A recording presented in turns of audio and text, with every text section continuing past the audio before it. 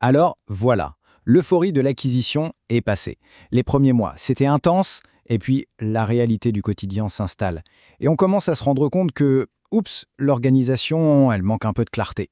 C'est vraiment ce moment charnière où il faut basculer de la phase de découverte à celle de la consolidation. C'est exactement ça. La lune de miel est bel et bien terminée. On quitte un peu le rush, l'adrénaline de l'acquisition pour rentrer dans le dur, dans la gestion de tous les jours. Et c'est là précisément que l'on sent que structurer devient urgent. Ce n'est plus une simple option, non, c'est une pure nécessité si on veut que tout ça tienne la route. Et ces signaux d'alerte, ils parlent sans doute à beaucoup de monde. On passe un temps fou à chercher la bonne info, le bon document. Toutes les décisions finissent par atterrir sur le même bureau, créant un énorme goulot d'étranglement. Et au final, on a l'impression de piloter un peu à l'aveugle, sans chiffres fiables sous la main. C'est le signe qu'il est vraiment temps de mettre un cadre. Alors, c'est parti. On attaque la première grande étape, la structuration. Et pour être très clair, ce n'est pas du tout un luxe, c'est une condition de survie. L'idée, c'est d'empêcher que la croissance de l'entreprise ne se transforme en un désordre permanent. Et ça, cette phrase, c'est vraiment la philosophie qui doit guider toute la démarche. Le point crucial, il est là. L'objectif, ce n'est pas de tout fliquer, de micromanager, non. Il s'agit de créer un environnement de travail fluide, où chacun sait ce qu'il a à faire et peut prendre des initiatives. C'est un vrai acte de confiance envers son équipe. Bon, mais par où on commence? La toute première étape, et franchement la plus importante, c'est d'observer. La pire erreur serait d'arriver avec des solutions toutes faites et de les plaquer sur l'entreprise sans comprendre comment elle vit réellement au jour le jour. Là, on enfile sa casquette de détective.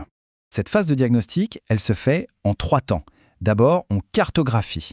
On dessine la carte des circuits de décision réels, pas juste l'organigramme officiel qui est accroché au mur. Ensuite, on hiérarchise les problèmes. Qu'est-ce qui coince le plus? Qu'est-ce qui met en danger le business? Et enfin, et ça c'est fondamental, on implique les équipes. On co-construit avec elles pour qu'elles s'approprient le changement. Allez, on passe à la phase d'architecte. Une fois qu'on a bien observé, on peut commencer à poser les briques. L'objectif est assez simple sur le papier, apporter de la clarté, de l'ordre, mais sans créer une usine à gaz administrative qui va tout paralyser. Et tout le jeu, c'est de trouver cet équilibre hyper délicat. Et là, ce tableau y résume tout parfaitement. D'un côté, on a la rigidité, la bureaucratie, le contrôle, la lenteur. De l'autre, la clarification, l'autonomie, l'agilité, la confiance. Tout l'enjeu, c'est de s'assurer qu'on reste bien du bon côté de la barrière. Alors, un petit outil tout simple mais hyper puissant pour clarifier les rôles, c'est la méthode RACI. Pour chaque projet, on définit clairement qui fait quoi. Qui est responsable de l'action, qui doit approuver, qui en doit consulter et qui doit juste être informé.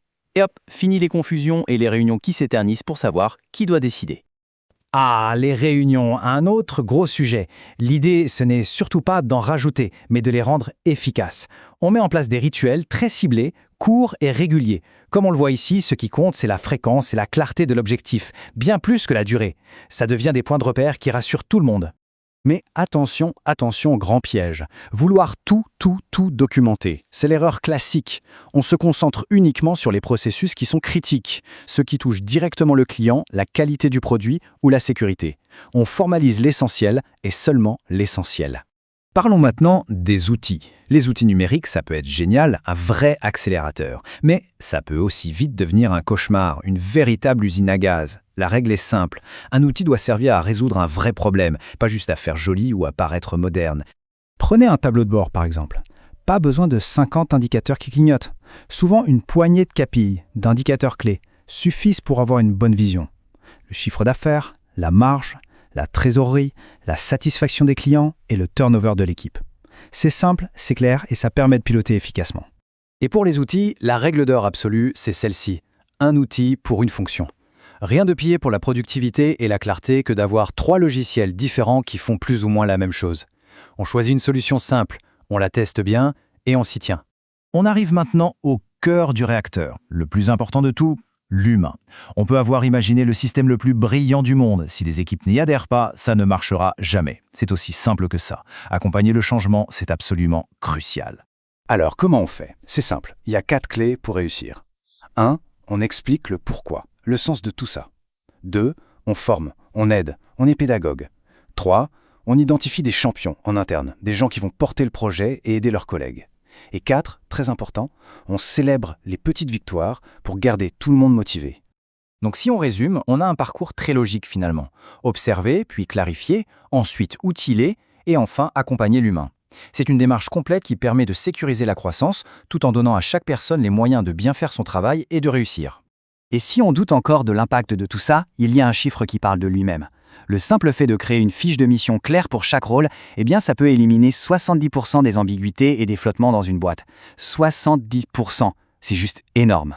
Et cette dernière phrase, elle résume tout, mais alors tout, à la perfection.